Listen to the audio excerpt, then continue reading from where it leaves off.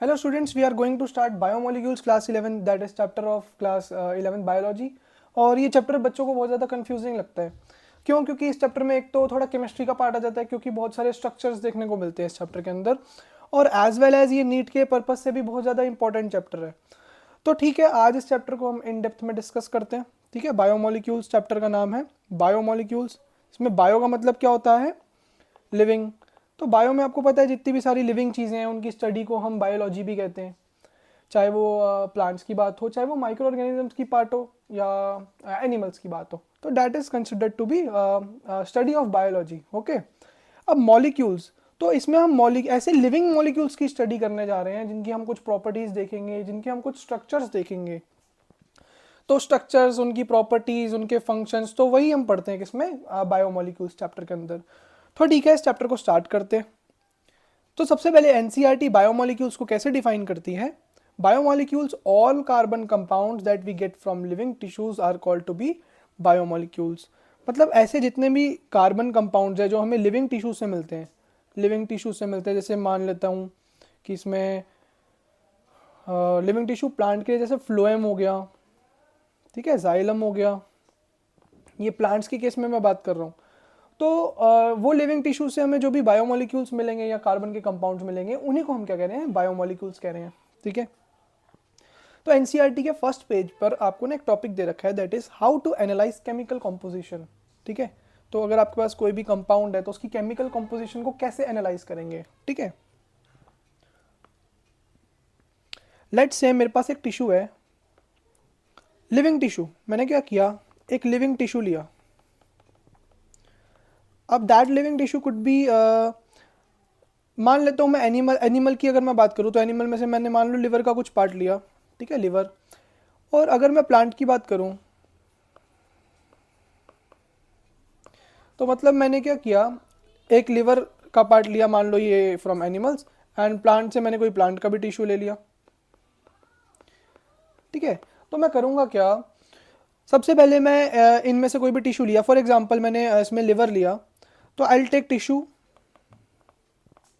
Then will mix it in some acid. ठीक है। तो एसिड का नाम यहाँ पर क्या है? ट्राइक्लोरोएसिटिक एसिड, जिसका मॉलिक्यूलर फॉर्मूला क्या होता है? ClCOOH। ठीक है। तो मैंने सबसे पहले क्या किया? मैंने कोई भी लिविंग टिश्यू लिया, जैसे लिवर या फिर कोई भी प्लांट टिश्यू मैंने लिया। ठीक है। Then I mix that tissue in trichloroacetic acid, and आपको यहाँ पर ये दिख रहा होगा मोर्टार एंड पेसल। इसको हम क्या कहते हैं? Mortar and पेसल। Mortar and पेसल। तो इसमें आपको पता होगा कि ये घर में भी काम आता है, बहुत सारी चीज़ें कूटने में या मसाले बनाने में या उनकी मिक्सिंग में।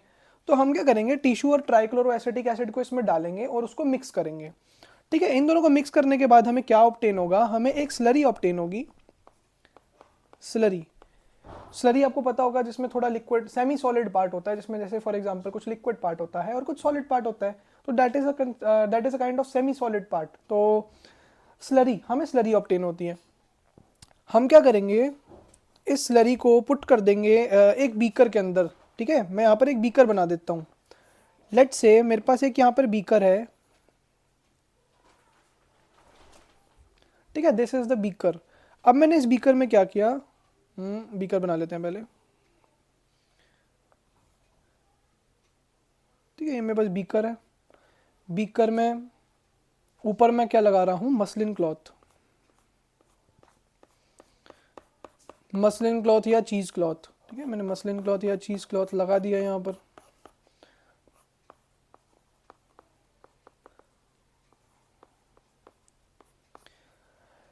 अब इसमें मैंने क्या किया? ऊपर से इसको स्लरी को पोर कर दिया।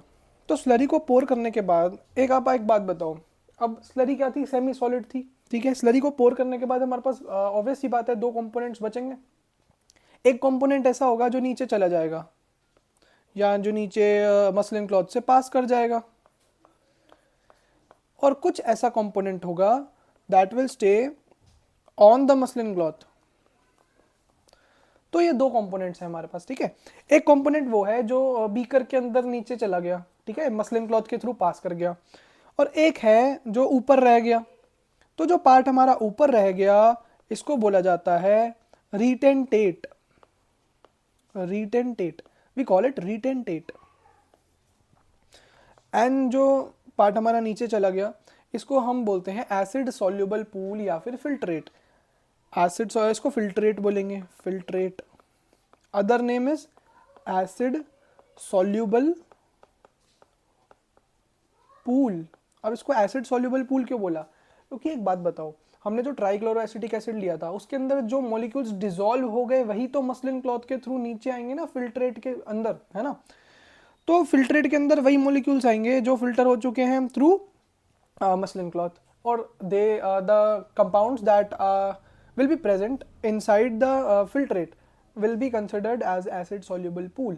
अब acid soluble pool में there are many components like amino acids हो गया, मतलब वो छोटे छोटे components जो कि dissolve हो गए हैं acid के अंदर, इसमें amino acid आ जाएगा, amino acid. और क्या आ सकता है, कार्बोहाइड्रेट के पार्ट्स आ सकते हैं, जैसे मोनोसैकेराइड आ गया, ठीक है, मोनोसैकेराइड. तो हमने मसलिन क्लॉथ लिया, उसमें हमने क्या डाला, स्लरी को डाला, हमें दो पार्ट्स मिले. पहला पार्ट क्या मिला, जो नीचे चला गया, जो एसिड में सोल्यूबल हो गया, that is acid soluble pool और दैट इज कॉल्ड फिल्ट्रेट. दूसरा पार्ट जो ऊपर रह गया उसको हमने दो पार्ट्स में डिवाइड किया, जैसे एसिड सोल्यूबल पूल और ऊपर क्या रह गया, रिटेंटेट रह गया. अच्छा, तो रिटेंटेट का दूसरा नाम क्या होगा, एसिड इनसॉल्युबल पूल.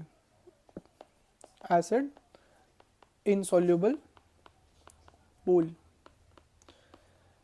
इसमें ऐसे कौन से कंपाउंड्स आ जाएंगे, तो इसमें ना बेसिकली 4 कंपाउंड्स आते हैं, जैसे प्रोटीन्स,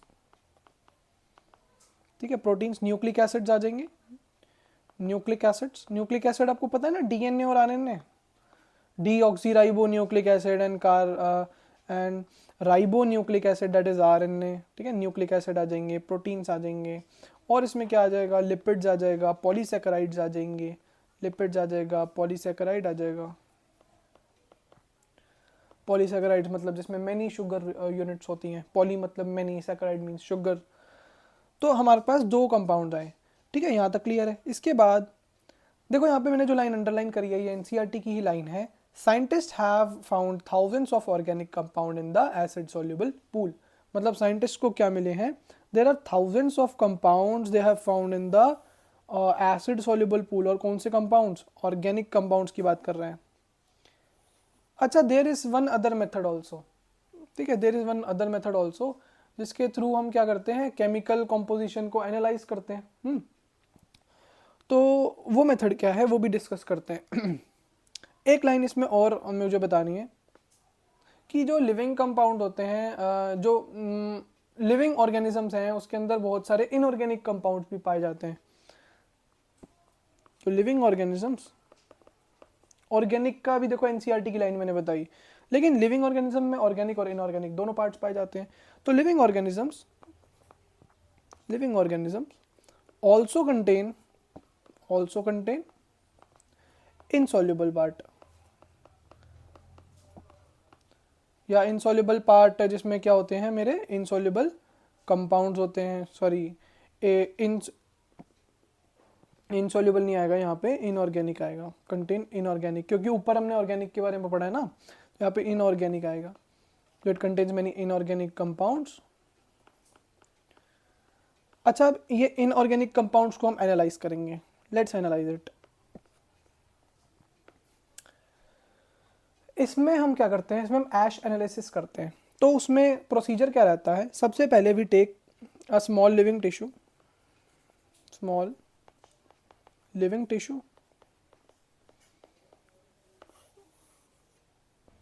अब हम क्या करेंगे, स्मॉल लिविंग टिश्यू का पहले तो ड्राई वेट वेट करेंगे. वेट वेट का मतलब क्या है कि अब एक बात बताओ, फॉर एग्जांपल आप कोई भी ऑर्गन निकालोगे तो उसमें कुछ ना कुछ वाटर कंटेंट या लिक्विड कंटेंट होगा ना. तो अगर हम उसका एज इट इज वेट लेते हैं तो उसको क्या कहते हैं, ड्राई वेट कहते हैं. तो फॉर एग्जांपल मैंने यहाँ पर कोई भी टिश्यू ले लिया, देन आई विल वेट जिसको मैं बोलूँगा वेट वेट. फिर मैं क्या करूँगा, इसको छोड़ दूंगा. छोड़ने के बाद कुछ समय बाद जो इसका वाटरी कंटेंट होगा, फ्लूइड कंटेंट होगा, वो इवेपोरेट कर जाएगा. तो इसमें बचेगा क्या, इसमें बचेगा फ्लूइड कंटेंट, इसमें बचेगा फ्लूइड कंटेंट. और ये जो फ्लूइड कंटेंट है इसमें जो फ्लूइड कंटेंट है ये इवेपोरेट कर जाएगा, विल इवेपोरेट, इवेपोरेट। तो बचेगा क्या? मेरे पास टिश्यू बचेगा विदाउट एनी फ्लूइड कंटेंट, जिसको हम दोबारा से वे करेंगे। और अब उसका कौन सा वेट हुआ? Dry weight. क्यों? क्योंकि फ्लूइड कंटेंट तो उसका इवेपोरेट कर चुका है, ड्राई वेट। ठीक है, मैंने वेट किया, अब क्या आया उसका? Dry weight. और फिर इसका वेट लेकर हम क्या करेंगे? अब ये अब तो ड्राई हो गया, तब इसको ना हम और हीट करेंगे, और हीट करने से क्या होगा? ये बर्न कर जाएगा। अब घर में भी आप कोई सब्जी वगैरह बनाते हो, उसको अगर मान लो आप ऐसे ही छोड़ देते हो 1 घंटे के लिए गैस ऑन करके फुल पे, तो वो क्या करेगी? जल जाएगी, बर्न कर जाएगी। क्योंकि और फिर उसमें क्या बचेगी? कहते हैं ना, जलने के बाद क्या बचती है? राख बचती है। तो यहाँ पर क्या बचेगी? ऐश। ऐश क्या होती है? राख। तो वही राख बच रही है यहाँ पर भी। ठीक है, इसको क्या करेंगे? बर्न करेंगे, तो क्या बचेगी? ऐश। बर्न किया, क्या बची? ऐश बची। फिर हम इस ऐश को क्या करते हैं? बाद में एनालाइज करते हैं। ठीक है, इस ऐश को हम बाद में एनालाइज करते हैं।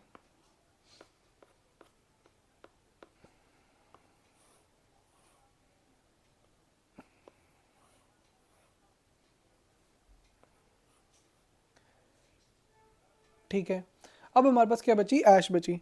तो जब ऐश को हमने एनालाइज किया, वी क्या करेंगे? हम इसको एनालाइज करेंगे, एनालाइज करेंगे।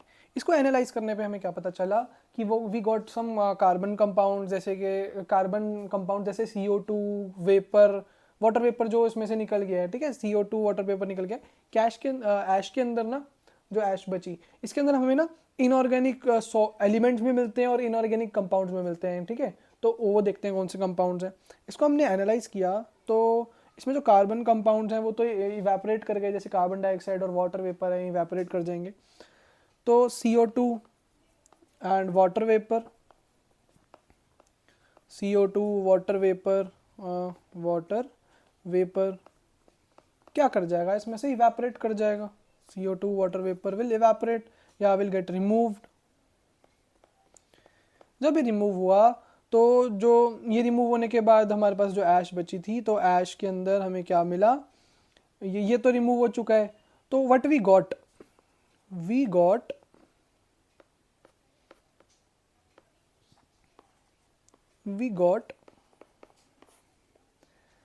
कुछ इनऑर्गेनिक कंपाउंड्स और कुछ inorganic elements. We got inorganic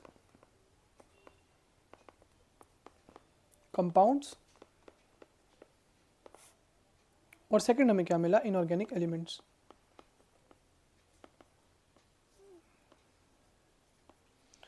ठीक है, अगर मैं इनऑर्गेनिक कंपाउंड एलिमेंट्स की बात करते हैं, सबसे पहले इनऑर्गेनिक एलिमेंट्स की अगर मैं बात करूं, तो इसमें कैल्शियम, मैग्नीशियम, ठीक है, ये पाया गया। अगर मैं इनऑर्गेनिक कंपाउंड्स की बात करूं, जैसे सल्फेट, फॉस्फेट, ठीक है, सल्फेट पाया गया, फॉस्फेट पाया गया। ठीक है, ये हमें इसमें एनालाइज करके मिला। ठीक है, ये भी क्लियर होगा। इसके बाद आपके ना एनसीईआरटी में एक टेबल दे रखा है, a comparison of elements present in the non living and living matter. तो ये भी नीट के पर्सपेक्टिव से एज वेल एज सीबीएसई के पर्सपेक्टिव से इंपॉर्टेंट है, और नीट के पर्सपेक्टिव से ये ज़्यादा इंपॉर्टेंट है क्योंकि इसमें एमसीक्यू से क्वेश्चन आ जाता है। अब इसमें मेरे अकॉर्डिंग आपको सारी वैल्यूज़ एग्जैक्टली याद करने की तो नीड नहीं है, मगर आपको ये पता होना चाहिए कि सबसे ज़्यादा कौन सा होता है, उससे कम कौन सा होता है, या सबसे कम अर्थ क्रस्ट में कौन सा होता है, या सबसे ज़्यादा ह्यूमन बॉडी में कौन सा होता है। तो basically you should know the order, you should know the order. तो उस ऑर्डर को याद करने के लिए मैं आपको ट्रिक बताता हूँ।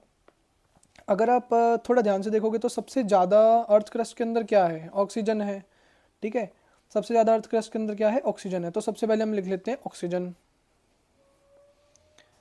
अर्थ क्रस्ट के लिए लिख रहे हैं सबसे पहले हम for earth crust, earth crust.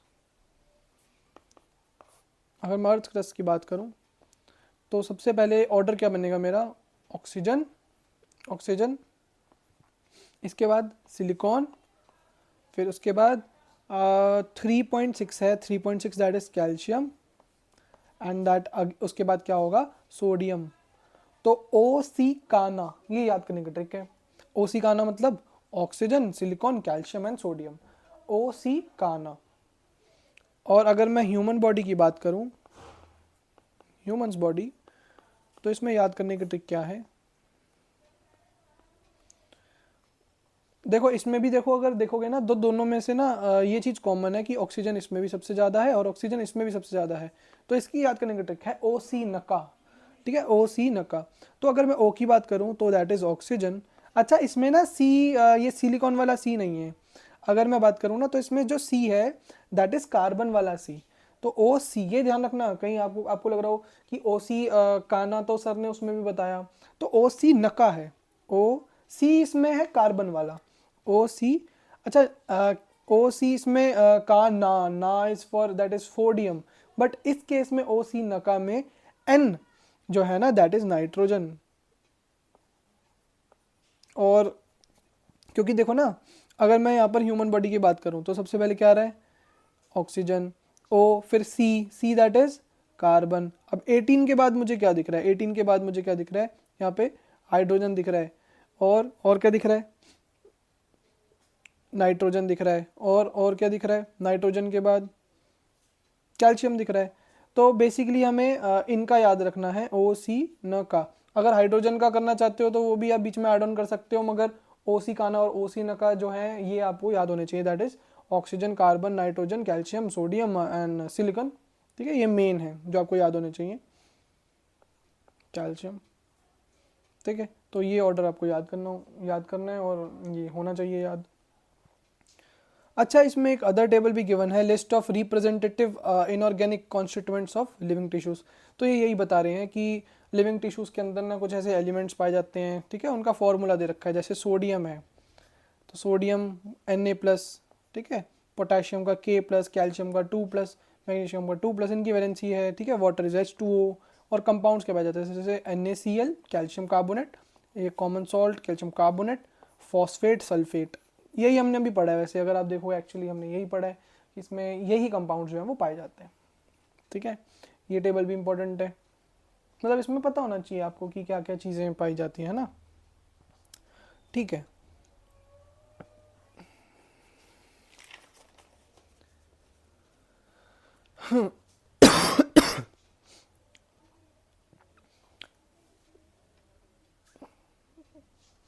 Now will talk about amino acids, proteins and peptide bond. तो अगर मैं अमीनो एसिड्स की बात करूं तो अमीनो एसिड्स का ये जो टेबल, ये जो पैराग्राफ मैंने यहाँ पर लगा रखा है, ठीक है, that is from NCERT only. तो देखते हैं how NCERT defines amino acid, then will discuss our own also, और इजीली डिस्कस करेंगे जैसा रहेगा। Amino acids are the organic compounds containing amino group, amino group is NH2, amino group is NH2 and an acidic group is carboxyl group, carboxylic acid, remember in class 10th, that is COOH, or substituent as a substituent of same carbon। Okay मैं ये एक बात और बताता हूँ, जो carbon की बात हो रही है ना दैट इज कायरल कार्बन। अब कायरल कार्बन वो कार्बन होता है that consist of 4 different groups on each bond, ठीक है, बट एक एक्सेप्शन इसमें आता है that is glycine. Glycine is the only amino acid that is optically inactive, why, because it contains 2 hydrogen on 2 bonds of that is carbon, but if it has to satisfy the definition to be chiral, so it should have 4 different elements or compounds at the 4 different bonds, but in case of glycine there are 2 hydrogen present on the same carbon, so it is not optically active, it is optically inactive, and glycine is also the simplest amino acid। बाकी अभी structure देखते हैं, that is called the alpha carbon, hence they are called alpha amino acids, इसीलिए उसको क्या कहते हैं, alpha amino acid कहते हैं। दीज आर सब्सटीट्यूटेड मिथेन्स, ये भी ये नीट के लिए पर्सपेक्टिव से बहुत इंपॉर्टेंट लाइन है। अच्छा इसमें ऐसा भी आ सकता है कि जैसे क्वेश्चन दे देते हैं ना स्टेटमेंट बेस्ड, जैसे चार स्टेटमेंट्स दे दी, तो ऐसे कर सकते हैं नीट में भी, जैसे अमीनो एसिड्स हेडिंग डाली, देन 4 स्टेटमेंट्स दे दी, which of the following are true, तो उसमें ये सब लाइंस जो है ना इंक्लूड हो सकती हैं, तो इस वजह से ध्यान रखना ही है। there are four substituent groups occupying the 4 valency positions, मैंने अभी बात करी, और that is chiral carbon, These are hydrogen, carboxyl group, amino group and variable group. That is R. R is the side chain. Based on the nature of R group, there are many amino acids. तो classification of amino acids on the basis of different R groups वो भी देखेंगे, लेकिन सबसे पहले हम क्या देखते हैं कि अमीनो एसिड का बेसिक स्ट्रक्चर कैसा होता है। ठीक है, तो जनरल स्ट्रक्चर की अगर मैं बात करूं, जनरल स्ट्रक्चर में क्या होगा, there is one central carbon atom, there is one central carbon atom.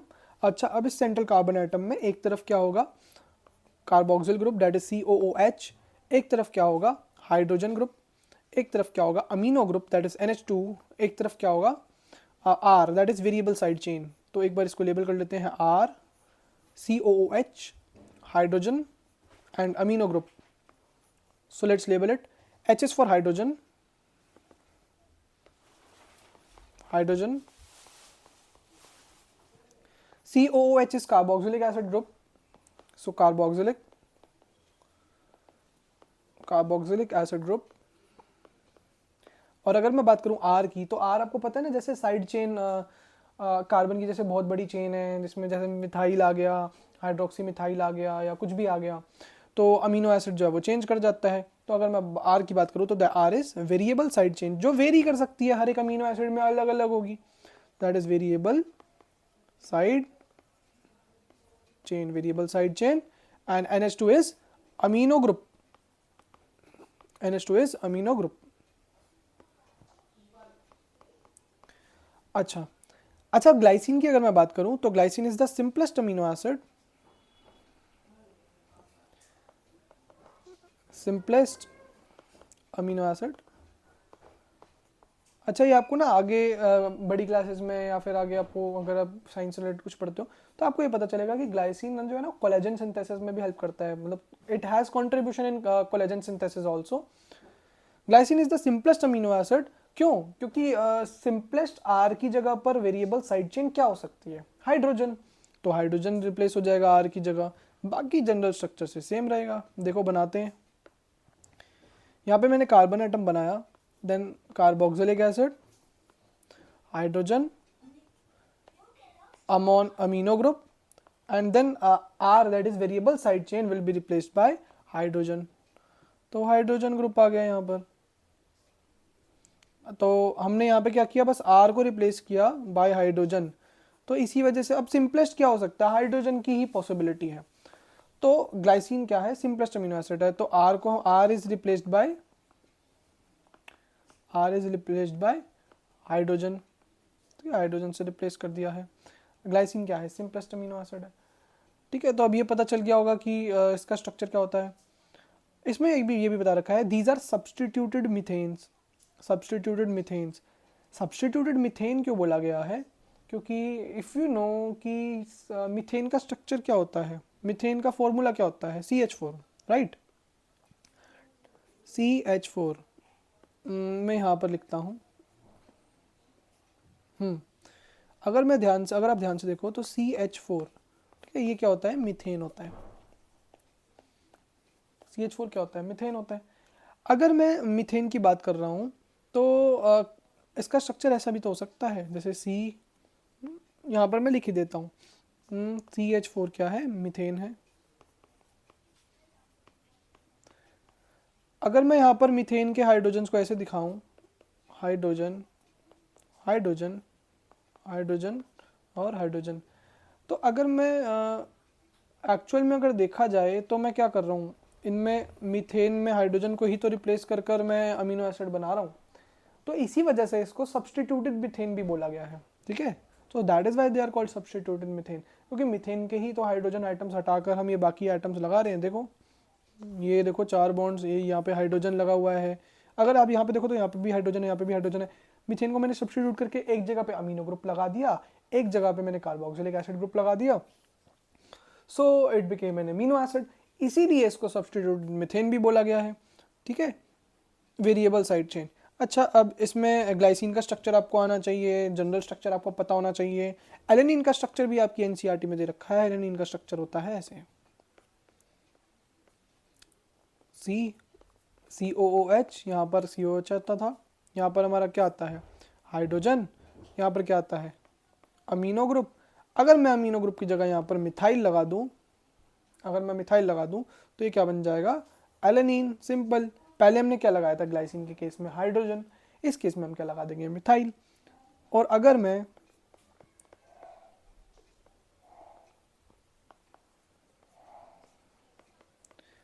इसको रिप्लेस कर देता हूँ with hydroxy methyl, hydroxy methyl means this CH2OH, so it will form serine. ठीक है। Now we'll study types of amino acid, that is classification of amino acids on the basis of variable side chain. तो सबसे पहले इसमें बात करते हैं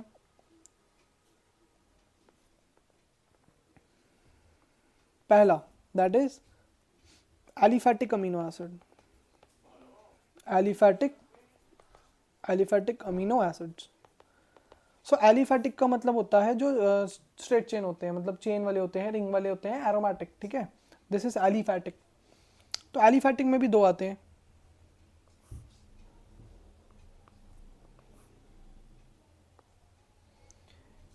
that is simple और ब्रांच्ड। सिंपल मतलब जो जिसमें कोई ब्रांचिंग प्रेजेंट नहीं है, सिंपल है। तो सिंपल वाले में हमारे पास अमीनो एसिड जाते हैं ग्लाइसिन एंड एलेनिन। अगर मैं ब्रांच की बात करूं तो we have valine, leucine and isoleucine. ठीक है, तो alanine, valine, leucine and isoleucine. Okay, valine, alanine, leucine, isoleucine. तो अगर मैं सिंपल की बात करूं तो हमारे पास क्या है, ग्लाइसिन और एलेनिन, और ब्रांच की बात करूं तो वैलिन, ल्यूसीन और आइसोल्यूसिन। अब सेकंड,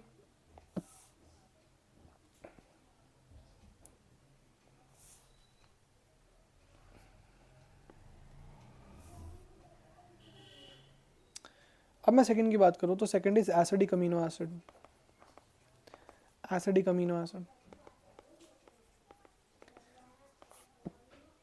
तो एसिडिक अमीनो एसिड में दो आते हैं, that is glutamate and aspartate, या ग्लूटामिक एसिड और aspartic acid. So glutamate and aspartate, जिसको मैं ग्लूटामिक एसिड, ग्लूटामिक एसिड और एस्पार्टिक एसिड भी बोलूँगा, glutamic acid and aspartic acid. ठीक है, glutamic acid and aspartic acid. Basic basic amino acid में मेरे पास कौन से आते हैं, lysine, arginine and histidine. So these are basic amino acids.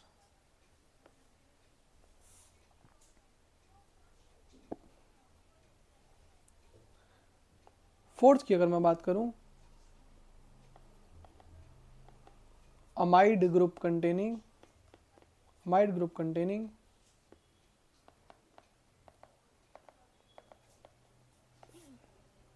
Amide group का पता है आपको, ऐसा होता है अमाइड ग्रुप CONH2। तो अमाइड ग्रुप कंटेनिंग, इसमें हमारे पास आते हैं ग्लूटामीन एंड एस्पार्जिनिन। फिफ्थ की बात करता हूँ तो फिफ्थ इज अल्कोहल कंटेनिंग, या फिर हाइड्रोक्सी भी बोलते हैं, अल्कोहल कंटेनिंग अमीनो एसिड्स, या इसको हम हाइड्रोक्सी अमीनो एसिड्स भी बोलते हैं, hydroxy amino acids. Alcohol containing amino acids की अगर मैं बात करूं so he have serine and threonine, serine and threonine both are alcohol amino acids. ठीक है, सेरीन एंड थ्रियोनिन। सिक्स्थ की अगर मैं बात करूं, sulphur containing amino acids, sulphur containing amino acids that is cysteine and methionine. Cysteine and methionine, cysteine and methionine. तो next इसमें कौन सा आता है, एरोमेटिक. ठीक है, अब एरोमेटिक कौन से अमीनो एसिड्स होते हैं, phenylalanine, phenylalanine, tyrosine and tryptophan.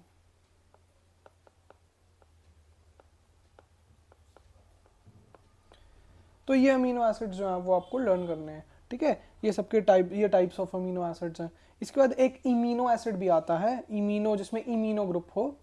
तो दैट इज 8th पार्ट, जिसको कहते हैं इमीनो अमीनो एसिड, या इमीनो एसिड भी कह देते हैं. तो इसमें कौन सा आता है, प्रोलीन. ठीक है, होप आपको ये क्लियर होगा कि इसमें अभी हमने क्या किया है, टाइप्स ऑफ अमीनो एसिड. ठीक है, नाउ हम देखते हैं कि अमीनो एसिड्स के बीच में कैसे पेप्टाइड बॉन्ड बनता है, और पेप्टाइड बॉन्ड के फॉर्मेशन से कैसे प्रोटीन जो है वो फॉर्म होता है, which forms the basis of protein formation. मान लेता हूं ये एक अमीनो एसिड है, COOH, hydrogen, amino group and variable side chain. इस वाले केस में मैं वेरिएबल साइड चेन को 1 लेके चल रहा हूँ. इसमें मैं ऐड करूंगा एक और अमीनो एसिड को,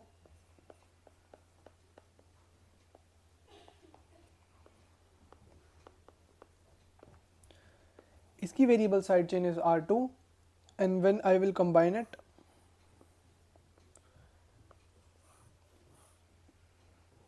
ठीक है, with the loss of 1 water molecule minus 1H2O, it will lead to the formation of peptide bond, जो कि कुछ ऐसी बनेगी.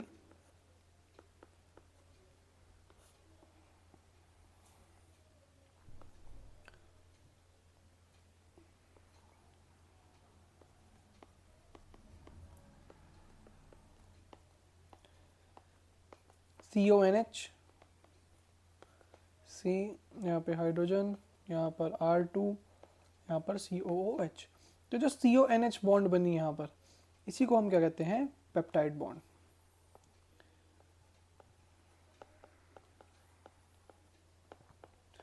अच्छा, इसकी ना कुछ करेक्टरिस्टिक्स होती हैं पेप्टाइड बॉन्ड की, इसको मैं ऊपर मेंशन कर देता हूँ. तो पेप्टाइड बॉन्ड की करेक्टरिस्टिक्स क्या होती हैं, first it is trans isomeric. अच्छा, इसको याद करने का तरीका क्या है, troop.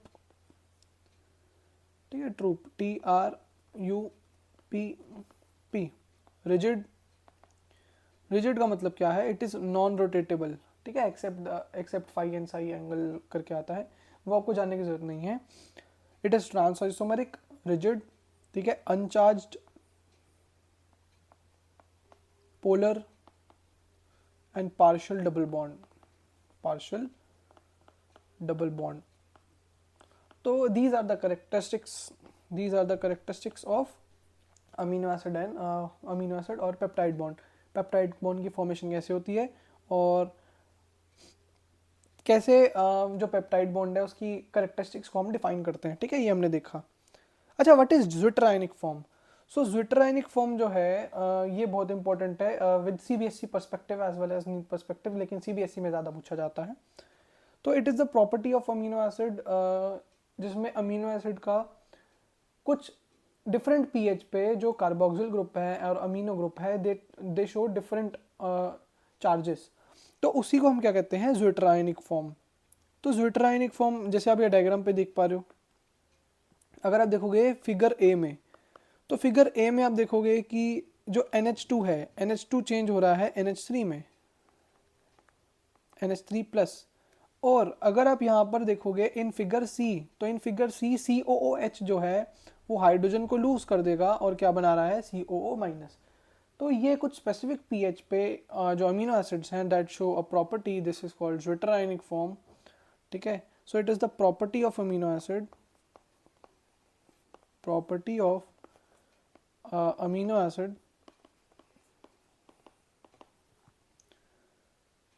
in which at different pH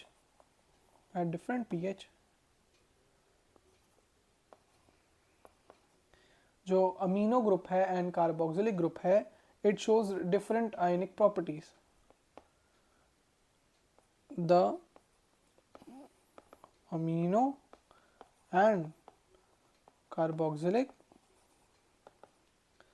group shows different ionic properties.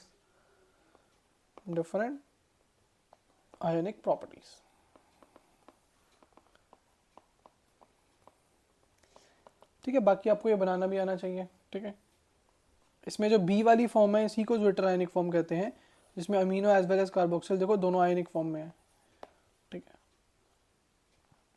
अच्छा, what is fat and oil? अब इनमें डिफरेंस देखते हैं.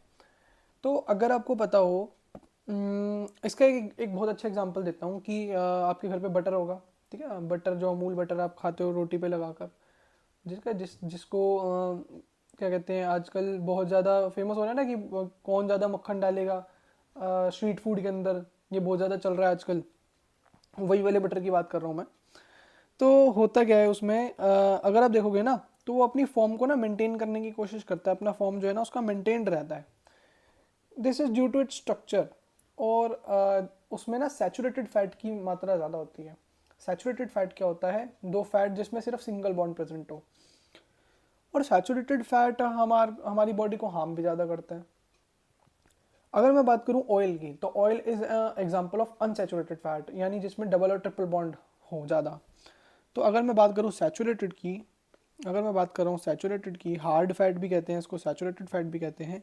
इसमें only single bond is present. अगर मैं बात करूं अनसैचुरेटेड फैट की, तो both double and triple bonds are present.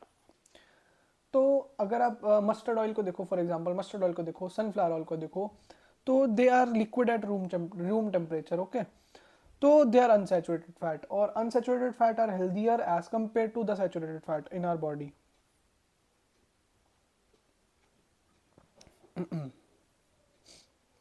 आप आजकल वो देख रहे होंगे बहुत ज़्यादा पाल्मोनिल ऑयल को लेकर चल रहा है, पाम ऑयल जिसको कहते हैं. तो एक तो that is hydrogenated fat.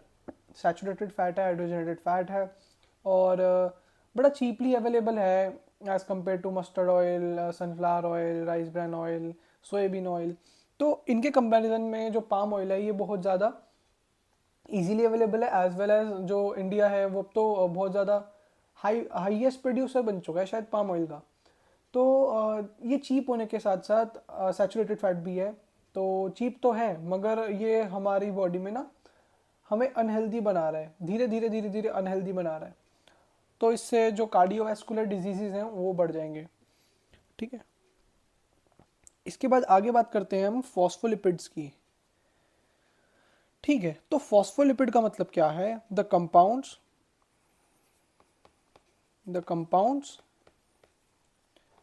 having phosphate group linked with lipid molecule.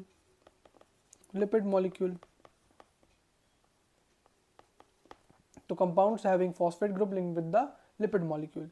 तो phospho plus lipid, phosphate group plus lipid, तो फॉस्फोलिपिड हो गया. अच्छा, फॉस्फोलिपिड में भी ना दो टाइप्स आते हैं. थोड़ा बहुत इसके बारे में जान लेते हैं. वैसे इसका इतना जानने की जरूरत नहीं है, बट मैं फिर भी थोड़ा सा बता देता हूँ. ग्लिसरोफॉस्फोलिपिड,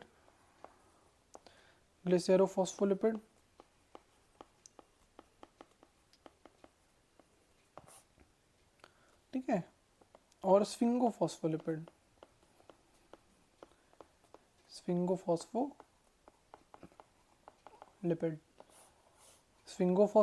एंड ग्लिसरोफॉस्फोलिपिड.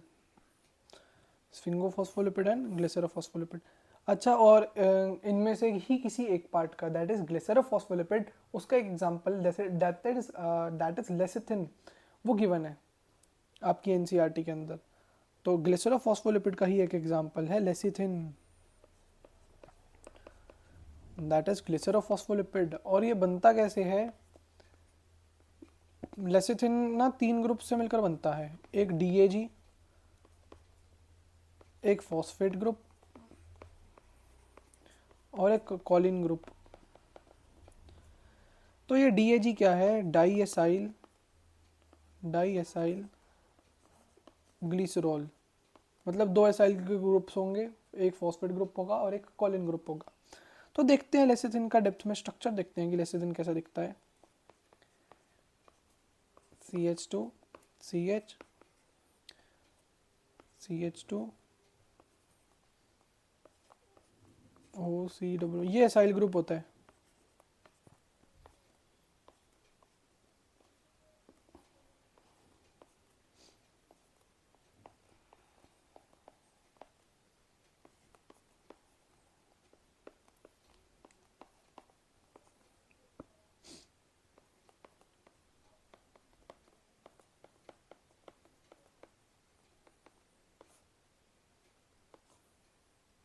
ये कॉलिन ग्रुप है।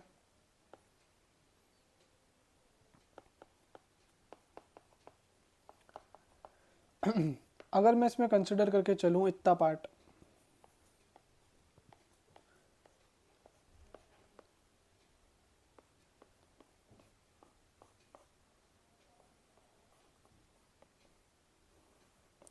सो this part is DAG, that is diacyl glycerol.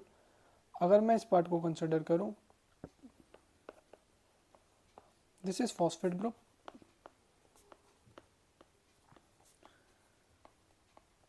और अगर मैं इस पार्ट को कंसिडर करूं, so this is Colin group, Colin. ठीक है, तो ये आपका लेसिथिन का स्ट्रक्चर है और ये आपको आना भी चाहिए, फॉस्फोलिपिड। इसके बाद बात करते हैं न्यूक्लियोसाइड और न्यूक्लियोटाइड की। अच्छा, अभी न्यूक्लियोसाइड और न्यूक्लियोटाइड क्या चीज़ होती है? तो हमें इसमें ना इनके बेसिकली कॉन्स्टिट्यूएंट्स पता होने चाहिए कि जो न्यूक्लियोसाइड है इट कंटेन्स पेंटोस शुगर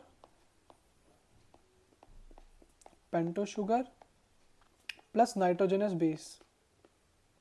ठीक है, प्लस नाइट्रोजनस बेस। और न्यूक्लियोटाइड का हमें पता होना चाहिए कि it contains pentose sugar. Pentose sugar का बेसिकली मतलब हुआ कि 5 कार्बन एटम वाली शुगर। ठीक है, pentose sugar plus nitrogenous base plus phosphate group. या फिर इसको डिफाइन करने का एक तरीका और है, क्योंकि देखो पेंटोस शुगर और नाइट्रोजनस बेस मिलाकर तो न्यूक्लियोसाइड ही बना रहे हैं, तो इन दोनों को कंबाइन करके मैं क्या लिख सकता हूँ? न्यूक्लियोसाइड। तो ये this is one way of and this is second way, nucleoside plus phosphate group. तो इसको न्यूक्लियोटाइड भी कहते हैं। नीचे बाकी एक एग्जाम्पल के लिए स्ट्रक्चर्स बने हुए हैं, जैसे एडेनिन, ये क्या है? एक नाइट्रोजनस बेस है। यूरासिल क्या है? एक नाइट्रोजनस बेस है। अगर इसके अंदर मैं एक पेंटोस शुगर ऐड कर दूं, दैट इज ये देखो, ये पेंटोस शुगर मैंने ऐड करी और ये एडेनिन यहाँ पर अटैच हो गया, तो दिस विल मेक न्यूक्लियोसाइड। अगर इसी के साथ मैं यहाँ पर फॉस्फेट ग्रुप भी अटैच कर दूं तो इसको क्या कहेंगे? Nucleotide.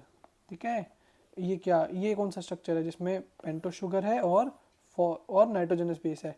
This is called nucleoside. और अगर इसमें साथ में मैंने यहाँ पे फॉस्फेट ग्रुप भी लगा दिया, पेंटोस शुगर तो है ही और नाइट्रोजनस बेस भी है, तो इसको क्या कहेंगे? न्यूक्लियोटाइड। ठीक है, ये समझ में आना चाहिए। इसके बाद प्यूरिन्स और पिरिमिडीन्स में डिफाइन किया गया है या सेपरेट किया गया है किसको? नाइट्रोजनस बेसिस को। तो there are different nitrogenous bases, जिसमें जो कुछ प्यूरिन्स हैं और कुछ क्या है? पाइरिमिडीन्स हैं। तो प्यूरिन्स में देखते हैं कौन से आते हैं। अच्छा, इसको याद करने का तरीका है PAG। जैसे प्यूरिन है तो इसमें PAG and AG stand for adenine and guanine. तो प्यूरिन में कौन से आते हैं? 2 adenine, 2 nitrogenous bases are there are 2 nitrogenous bases that are purines. तो एक है एडेनिन और एक है ग्वानिन। एडेनिन और ग्वानिन। पायरिमिडीन में क्या आएगा? You can remember cut, cut. So cut is cytosine, uracil and thymine, sorry, cytosine, uracil and thymine. हाँ ठीक है। ग्लिसरॉल, अच्छा अब ये एक स्ट्रक्चर और है आपकी एनसीईआरटी में, ग्लिसरॉल, ये भी देख लेते हैं। ग्लिसरॉल का सबसे पहले तो दूसरा नाम क्या होता है? ट्राईहाइड्रोक्सी, ट्राईहाइड्रोक्सी प्रोपेन, ये आपकी एनसीईआरटी में मेंशन्ड है। और ट्राईहाइड्रोक्सी क्यों बोला? हाइड्रोक्सी प्रीफिक्स यूज किया जाता है किसके लिए? जब प्रीफिक्स, जब alcohol as a prefix use हो ना, तो उसको हम क्या कहते हैं? हाइड्रोक्सी कह देते हैं। तो इसका स्ट्रक्चर भी देख लेते हैं।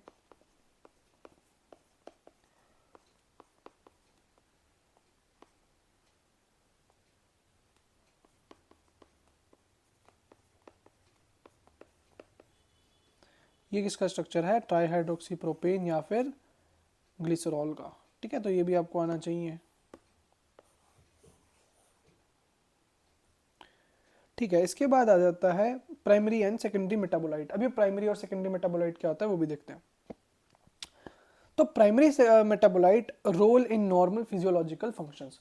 अब मुझे एक बात बताओ, हमारी बॉडी में नॉर्मल फिजियोलॉजिकल फंक्शन जैसे रेस्पिरेशन हो गया, ठीक है, कार्डियोवास्कुलर सिस्टम का वर्क करना हो गया, और सारे जो बॉडी के प्रोसेसेस होते हैं, डाइजेशन, एब्जॉर्प्शन, एसिमिलेशन, एक्सक्रीशन, ठीक है, तो इन सब को रेगुलेट करवाने के लिए हमें क्या ज़रूरत है? प्रोटीन्स की ज़रूरत है, अमीनो एसिड्स की भी ज़रूरत है। And so they are called primary metabolites. Primary मतलब जिनका मेजर फिजियोलॉजिकल फंक्शन है हमारी बॉडी के अंदर। ठीक है, second part is that secondary metabolite. तो secondary metabolite are ecologically important, मतलब जो इकोलॉजी में काम आ रहे हैं, हमारे इन्वायरमेंट में काम आ रहे हैं। That is gums, resins, oils and spices. तो ये बहुत ज़्यादा काम आते हैं इन्वायरमेंट के लिए, और इकोलॉजिकल बैलेंस मेंटेन करने के लिए भी बहुत ज़्यादा इंपॉर्टेंट होते हैं। अच्छा, ये टेबल बहुत इंपॉर्टेंट है नीट के पर्सपेक्टिव से, तो इसको भी आपको प्रिपेयर करना है। इसमें कुछ पिगमेंट्स के नाम दे रखे हैं, जैसे that is carotenoids, anthocyanin, alkaloids that is morphine and codeine, terpenoids that is monoterpene and diterpene, lemon grass oil are the is the essential oil, toxin abrin and ricin, lectins is concanavalin A, drug is vinblastine and curcumin, polymeric substances are rubber, gums and cellulose. ठीक है, तो ये prepare करना है। इसके बाद आते हैं बायो मैक्रोमोलिक्यूल्स के ऊपर। तो बायो मैक्रोमोलिक्यूल्स वो मॉलिक्यूल्स होते हैं हैविंग मॉलिक्यूलर वेट जिनका, अच्छा बायो मैक्रोमोलिक्यूल्स है तो इनका ऑब्वियस ही बात है मॉलिक्यूलर वेट ज़्यादा होगा। माइक्रोमोलिक्यूल्स हैं, micro means you can compare micro with the microscope. Microscope कैसा होता है? छोटे पार्टिकल्स को देखने के काम आता है, तो उसकी जो मॉलिक्यूलर वेट होगा वो मैक्रोमोलिक्यूल्स से कम होगा। So if we talk about bio macromolecules, these have molecular weight that is always greater than 1000, always greater than 1000, molecular weight greater than 1000। और एक बात और कि they are found in acid insoluble pool, acid insoluble pool. क्यों? क्योंकि ये आपको याद हो तो मसलिन क्लॉथ से ऊपर ही रह जा रहे थे, एसिड इनसॉल्युबल पूल। और इसमें क्या क्या आ रहा था? प्रोटीन्स, पॉलीसेकेराइड्स और lipids, proteins, polysaccharides, lipids as well as nucleic acids।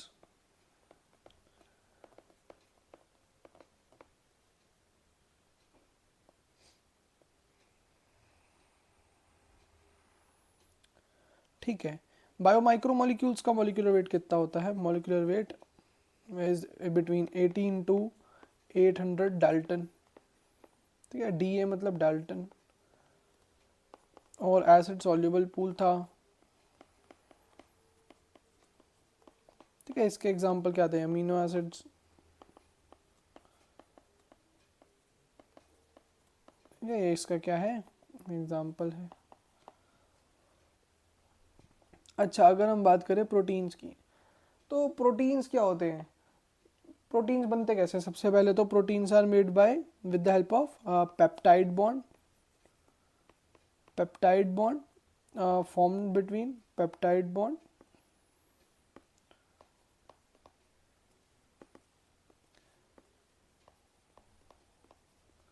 formed between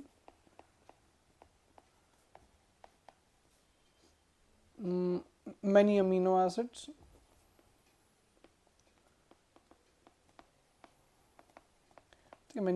acids और proteins are the heteropolymer. Heteropolymer means hetero means different, polymer means जो different, जो बहुत ज़्यादा क्या कहते हैं मोनोमर्स से मिलके बना हो ना, दैट इज पॉलीमर. तो हेटेरोपॉलीमर है, it is a heteropolymer and not a homopolymer. ठीक है, जो डिफरेंट पॉलीमर से मिलके बना हो, ठीक है, उनको क्या कहेंगे, हेटेरोपॉलीमर. उसका एग्जांपल क्या है, प्रोटीन्स. ठीक है, अब प्रोटीन्स में ना मुझे ये बताना है कि प्रोटीन्स में भी ना क्लासिफिकेशन है एक, कि अमीनो एसिड्स की ही क्लासिफिकेशन है ऑन द बेसिस ऑफ ऐसे कि वो हमारी बॉडी में रिक्वायर्ड होता है नहीं होता है, on the basis of requirement you can say. तो on the basis of requirement if I have to classify amino acids, so they will be essential, semi essential as well as non essential. तो semi essential में क्या होगा, classification of amino acids, classification of amino acids on the basis of requirement. तो on the basis of requirement की अगर मैं बात करूं तो या तो रिक्वायरमेंट होगी या कम रिक्वायरमेंट होगी या बिल्कुल रिक्वायरमेंट नहीं होगी. तो they are classified into three, they are classified into three.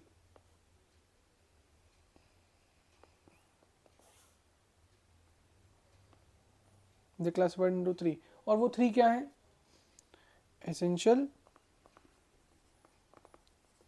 Semi essential and non essential. अच्छा, अगर मैं बात करूँ एसेंशियल की, तो एसेंशियल जो हैं ये हमारे को बाहर से लेने पड़ेंगे. क्यों, मतलब ये हमारी बॉडी ना खुद सिंथेसाइज नहीं कर पाती, तो इसीलिए इसको एसेंशियल बोला. Not synthesised by our body, not synthesised by our body. ठीक है, तो अगर सिंथेसाइज नहीं कर पा रही तो must include in diet, must include in diet.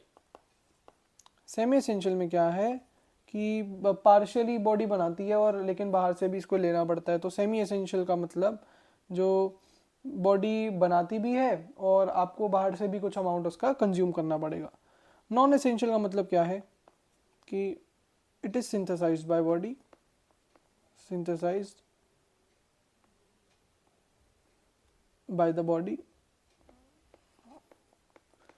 तो इसीलिए इसको बाहर से लो ना लो, बॉडी को कुछ फर्क नहीं पड़ता.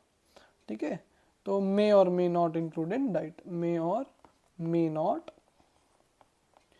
Include in diet. ठीक है, अगर मैं एग्जांपल्स की बात करूं एसेंशियल, नॉन एसेंशियल और सेमी एसेंशियल की, तो एसेंशियल,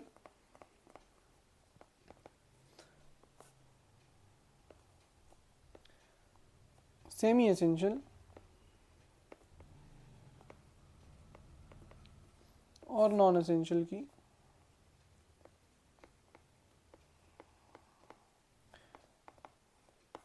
तो इनके एग्जाम्पल देख लेते हैं.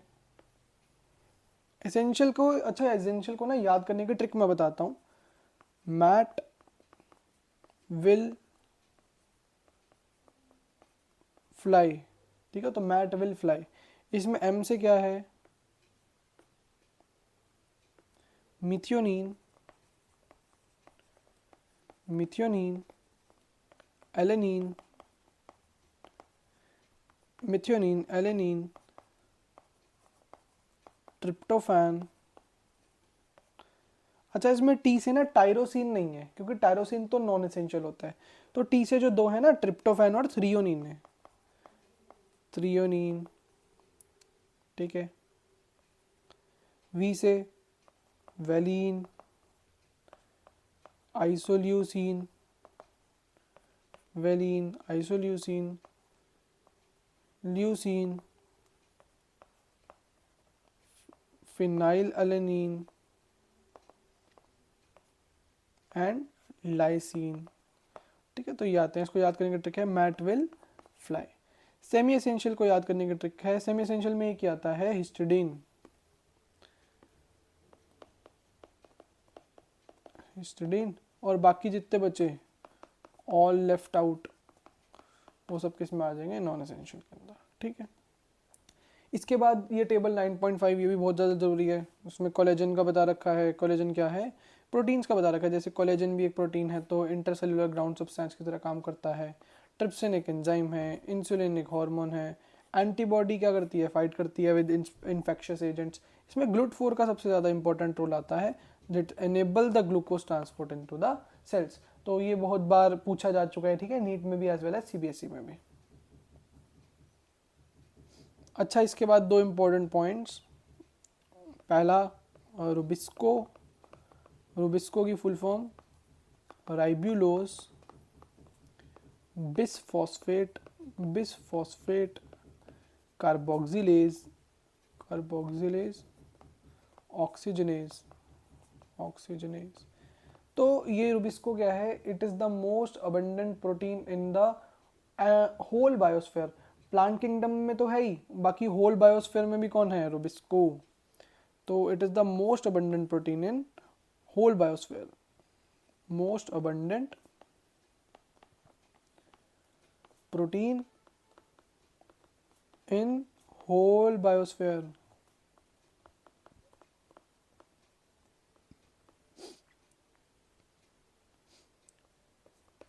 और एनिमल किंगडम में कौन सा होता है, कोलेजन।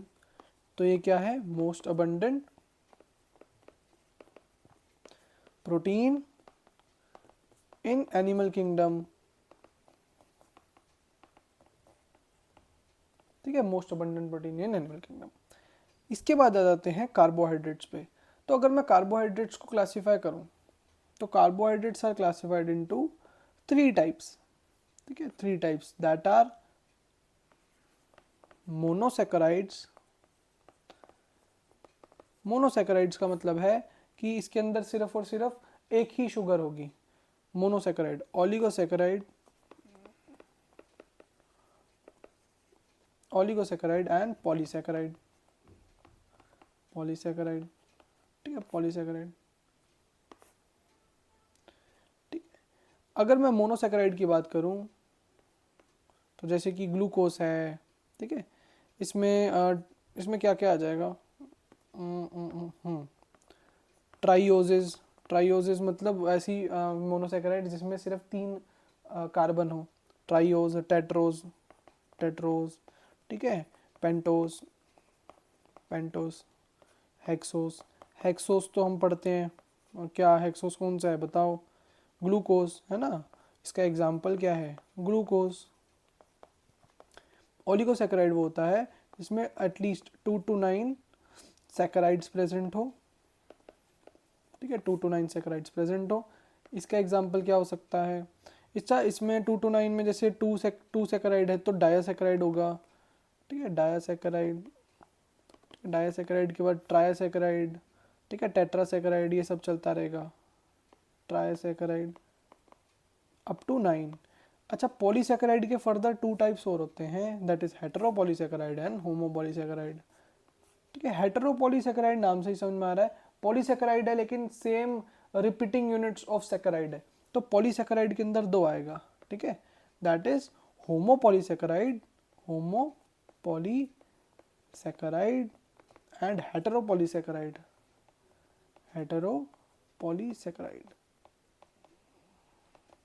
तो होमोपॉलीसैकेराइड में same number of repeating units of saccharides रहेंगे, वेयर हेटेरोपॉलीसैकेराइड्स में डिफरेंट रहेंगे।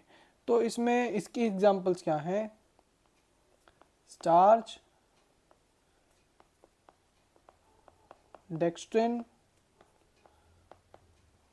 ग्लाइकोजन, सेल्यूलोज और इनुलिन। स्टार्च, डेक्स्ट्रिन, ठीक है, starch, dextrin, glycogen, cellulose, inulin. और इसको याद करने का एग्जाम्पल क्या है, इसको याद, जो हेटेरोपॉलीसैकेराइड है इसके एग्जाम्पल्स क्या हैं, हेपेरिन, hyaluronic एसिड,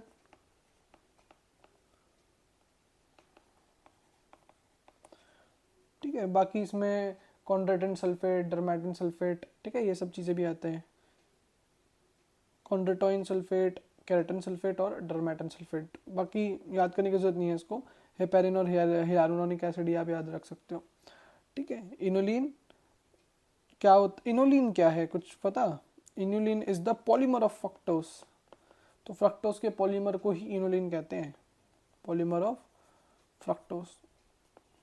फ्रक्टोज क्या है? Fruit sugar. अच्छा, अगर मैं डायसैकेराइड की आगे फर्दर बात करता हूँ,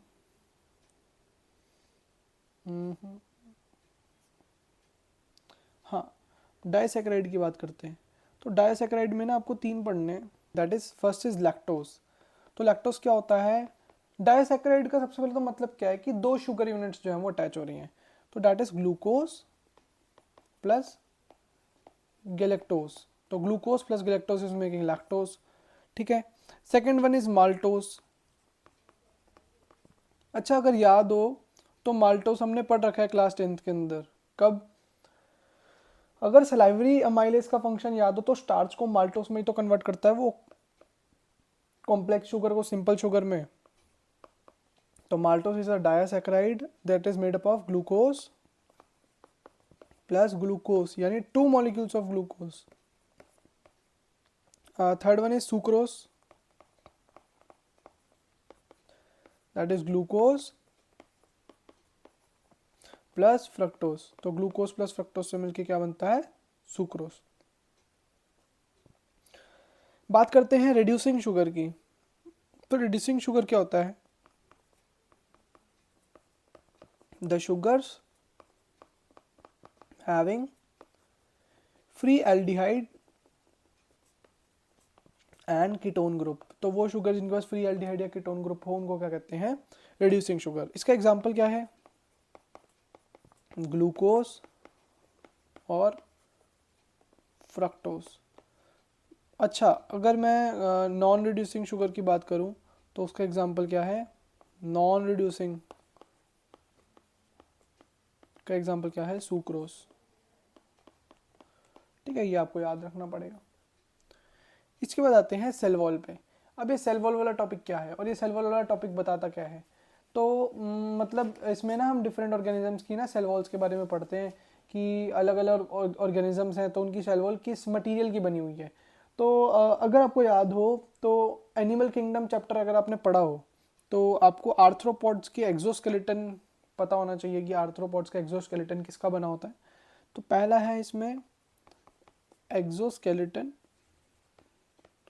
ऑफ आर्थ्रोपॉड्स, और फंजाई का भी, फंजाई का सेल वॉल भी। तो किसका बना होता है? काइटिन का। बैक्टीरिया का सेल वॉल किसका बना होता है? पेप्टिडोग्लाइकेन का। पेप्टिडोग्लाइकेन का। पेप्टिडोग्लाइकेन में क्या है? ये एक पॉलीमर होता है नैग और नैम का। पेप्टिडोग्लाइकेन क्या है? Polymer of NAG and NAM. अभी नैग और नैम क्या है? तो NAG means N acetyl glucosamine, N acetyl glucosamine, और नैम का फुल फॉर्म क्या है? N acetyl muramic acid, N acetyl muramic acid. So N acetyl glucosamine and N acetyl muramic acid. अच्छा, इसके बाद अगर मैं बात करूं प्लांट की सेल वॉल किस चीज़ की बनी होती है? सेल्यूलोज की। तो ये तो सिंपल था, ठीक है। लास्ट टॉपिक आज का हमारा आता है न्यूक्लिक एसिड। तो न्यूक्लिक एसिड आपको पता होगा 2 टाइप के होते हैं, एक होता है डीएनए, दूसरा होता है आरएनए। अगर मैं बात करूं इसमें डीएनए की, तो डीएनए क्या है? एक हेक्सोस शुगर से बनता है, ठीक है। आरएनए किससे बनता है? एक पेंटोस शुगर से। तो हेक्सो शुगर का नाम क्या है? Deoxy ribose sugar, deoxy ribose sugar. और अगर मैं बात करूँ आरएनए की तो ये बनता है राइबोस शुगर से। ठीक है, ये दोनों के स्ट्रक्चर हैं ग्लूकोस एंड राइबोस के। बाकी होप आपको ये लेक्चर क्लियर हो गया होगा and consider subscribing because recording lectures like these takes a lot of efforts. और अगर आपको वीडियो अच्छी लगी हो तो इस वीडियो को लाइक भी ज़रूर करना। Thank you.